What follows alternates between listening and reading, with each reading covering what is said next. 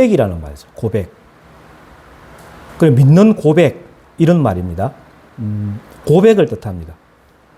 그리고 믿는 도리를 한마디로 말하면 신앙이죠. 믿는 도리, 신앙을 말합니다. 이 고백은 confession이죠. confession. 고백이라고 말합니다. 킴 제임스 번역에서는 profession 이렇게 번역했어요. profession. profession 하면 첫 번째 뜻이 이제 직업 뭐 이런 뜻이에요. profession. 당신의 직업이 뭡니까? 이렇게 profession을 말하죠. 그리고 profession 또 뭐 전문직 말할 때 profession, 뭐 professional 이렇게 이야기하죠.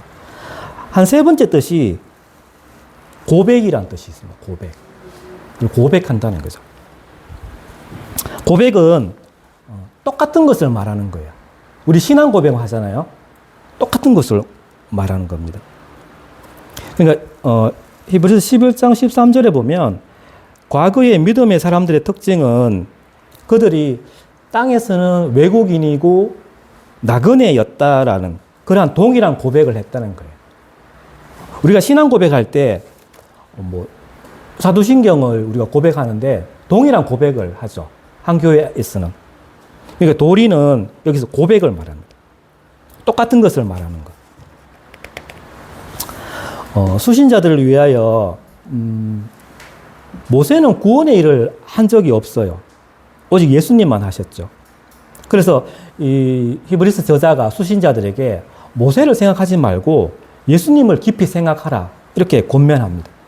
1절에 보면 예수를 깊이 생각하라 이렇게 말씀하고 있잖아요. 깊이 생각하라. 예수를 깊이 생각하라. 이것은 온전히 이해하라는 거예요. 우리가 하나님을 온전히 이해할 수는 없어요. 근데 온전히 이해하라고 힘쓰라는 거예요. 예수님에 대해서 깊이 생각하라는 거예요. 그러니까 예수님을 그냥 우리가 한번 이렇게 힐끗 쳐다보는 게 아니고 깊이 생각하라는 거예요.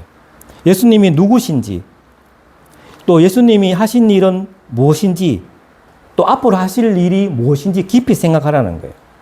우리가 히브리서 1장에 보면 예수님의 그 7가지 신분에 대해서 이야기하고 있잖아요. 첫 번째는 만유의 상속자, 그리고 두 번째는 창조자, 세 번째는 하나님의 영광의 광채, 그리고 본체의 형상, 그리고 만유의 보존자고 죄를 정결하게 하시는 우편죄의자다. 이렇게 예수님이 누구신지를 깊이 생각하라는 거예요. 그리고 예수님께서 하신 일들, 그리고 앞으로 하실 일들을 한번 생각해 보라는 거예요. 깊이. 예수님께서 이 땅에 인간으로 오신 그 성육신의 그 사건을 깊이 생각해 보라는 거예요. 예수님의 그 십자가 죽음과 부활 성천, 그리고 지금 하시는 일들, 지금 예수님께서 하시는 일들, 그리고 앞으로 하실 일들, 재림에 대해서. 그럼 우리가 그 어떤 연애를 해봤습니까, 여러분? 연애를 해보면 그 사람이 궁금하잖아요. 안 궁금해요? 연애를 하면 궁금해져요, 그 사람이. 그 사람이 어떤 사람인지 궁금하단 말이에요. 그리고 그 사람이 과거에 어떤 일을 했는지, 그리고 앞으로 어떤 일을 할 건지 궁금하잖아요. 궁금 안 해요? 어떤 사람을 좋아하게 되면 궁금해요. 네, 사람은 궁금하게 돼 있어요. 그래서 예수님을 그렇게 깊이 한번 생각해 보라는 거예요. 예수님에 관한 그런 복음적인 책들이나 계획주의적인 책들을 한번 읽어 보십시오. 제가 좋아하는 우리 신대원 동창 중에 한 전우사님이 저하고 이제 총신대 안에 있는 서점이 있었거든요. 거기 한번 간 적이 있었어요. 그래서 거기 수많은 계획주의 책들이 많이 있어요. 엄청난 책들이 많이 있는데, 수천 권의 책이 있는데, 같이 갔는데, 이 친구가 무슨 책을 고를지 궁금했거든요. 근데 그 친구가 이렇게 쑥 보더니만은 아주 얇은 한 권의 책을 이렇게 딱 이게 책이 진열되어 있는지 딱 꺼냈어요. 아주 얇은 책이었어요. 그래서 이 전도사님이 이 많은 책 중에 이 책이 가장 마음에 든다는 거예요. 그 책은 이런 내용이에요. 예수님에 관한 책이었어요. 다른 거 없었어요. 그냥 예수님이 어떤 분인지 거기에 대해서 이렇게 요약해놓은 아주 얇은 책이었어요. 근데 그 전도사님은 그 책 한 권만 딱 사가지고 구입하는 거예요. 다른 많은 교리책들과 설교집과 많은 이런 책들이 있었는데 그 책을 안 보고 그 책을 딱 한 권 딱 구입하는 거예요. 그래서 이 전도사님이 예수님에 대해서 정말 알고 싶어 하는 분이구나. 그걸 느꼈어요. 여러분 또 예수님에 대해서 깊이 한번 생각해 보면서 이 여름에 여러분 밖에 나가 덥잖아요.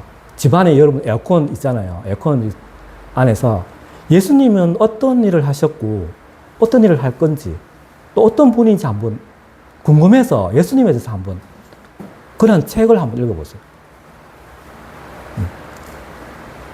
반응이 어떤지 모릅니다. 그리스도는 그분의 품격에서 모세보다 현저하게 뛰어나신 분이죠. 모세는 비록 선지자였지만은 또 비록 지도자였지만 연약한 사람이죠. 하지만 예수님은 성부 하나님께서 이 세상에 보내신 성자 하나님임, 구세주이시죠. 여기 보면 예수님을 사도라고 말하고 있죠. 1절에 보면 믿는 도리의 사도이시며 이렇게 말해요. 예수님을 사도라고 이렇게 번역을 했는데 이 사도는 사명을 띠고 파송된 자잖아요. 그래서 모세도 물론 이제 하나님께서 부르셔서 사명을 맡기시는 건 맞죠. 그렇지만 예수님은 이 죄악된 인간에게 하나님께서 마지막 말씀으로 파송하신 분이죠. 그래서 요한복음을 읽다 보면 예수님이 바로 하나님께서 보내신 분이다. 이런 구절들이 엄청 많아요. 사도 요한이 예수님을 말하면서 예수님은 하나님께서 보내신 분이다. 이런 구절들이 엄청 많거든요. 그래 한번 찾아보세요. 예수님은 사도일 뿐만 아니라 대제사장이죠. 모세도 제사장 일을 하긴 했어요. 시편 99편에 보면. 근데 모세는 대제사장은 아니에요. 그럼 대제사장, 모세 시대의 대제사장은 누구였어요? 아론이죠. 아론이 대제사장이죠. 근데 예수님의 직분은 큰 대제사장이십니다. 둘째로, 그러면 예수님은 모세보다 왜 뛰어나신가? 보면 사역에서 뛰어나신 분입니다. 그리스도는 사역에서 모세보다 뛰어나신 분입니다. 우리 3장 3절에서 6절까지 다 같이 한번 봉독해 보겠습니다. 3장 3절에서 6절까지입니다. 시작. 그는 모세보다 더욱 영광을 받을 만한 것이 마치 집 지은 자가 그 집보다 더욱 존귀함 같으니라. 집마다 지은 이가 있으니 만물을 지으신 이는 하나님이시라. 또한 모세는 장래에 말할 것을 정언하기 위하여 하나님의 온 집에서 종으로서 신실하였고 그리스도는 하나님의 집을 맡은 아들로서 그와 같이 하셨으니 우리가 소망의 확신과 자랑을 끝까지 굳게 잡고 있으면 우리는 그의 집이라. 아멘. 여기 보면 우리가 한 3절을 읽었는데 여기 한 6번 나오는 단어가 있습니다. 6번 나오는 단어. 집입니다. 집. 여기서 집은 눈에 보이는 건물이 아니라 하나님의 백성을 말합니다. 모세는 그 옛 언약 하에서 이스라엘 백성들을 위해서 사역을 했죠. 그런데 예수님은 이제 새 언약 하에서 하나님의 백성인 교회를 위해서 일하시게 됩니다. 우리가 그 중요한 그 성경의 장 중에 사무엘하 7장이 중요한데 사무엘하 7장에 보면 집에 대해서 나오거든요.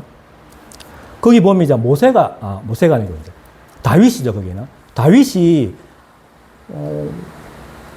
자기는 그 아주 화려한 궁궐에 살고 있는데 하나님의 장막은 너무 허술하다는 거예요. 그래서 성전을 짓고 싶어 했습니다.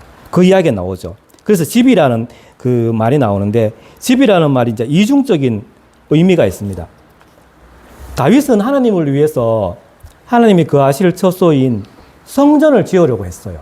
근데 하나님은 하나님은 그럴 마음이 없었어요. 하나님은 성전 대신에 다윗의 집을 세우려고 했어요. 다윗의 집, 그러니까 다윗의 가게, 다윗의 가족, 다윗의 후손을 세우려고 했어요. 그러니까 그 집안을 세우려고 한 거죠. 이 집의 뜻이 이중적인 의미가 있습니다. 모세와 그리스도는 분명히 대조가 되죠. 모세는 그 집의 사환이었어요. 종이었어요. 하지만 예수님은 그 집의 아들이죠. 분명히 대조가 되죠. 모세는 그 집에 속한 자였지만 예수님은 그 집을 세우신 분입니다. 여기에서 예수님의 그 신성을 강하게 논증하고 있습니다. 하나님께서 모든 것을 창조하셨고 예수님이 하나님의 집을 세우셨으면 예수님은 하나님이신 거죠. 모세는 앞으로 될 일을 말했지만 예수님은 그 모든 일을 이루셨어요. 성취하셨죠. 그래서 모세는 그림자 속에서 일했던 것이고 예수님은 복음의 완전하고도 최종적인 빛으로 오셨던 것입니다. 여기 5절에 보면 이제 종이라는 말이 나옵니다. 종, 사환. 여기 나오는 이 종은 뭐 다른 그 신약 성경에 나오는 그 하인이나 뭐 노예하고 조금 다른 뜻인데 여기 5절에 나오는 이 종은 어떤 종인가 하면 자발적으로 종이 된 거예요. 그러니까 사랑 때문에 자발적으로 종이 된 자. 그것을 이야기하고 있습니다. 그래서 모세는 하나님의 부르심에 처음에는 좀 망설였어요. 망설였지만은 나중에는 일단 하나님의 그 순종하고 나서 하나님의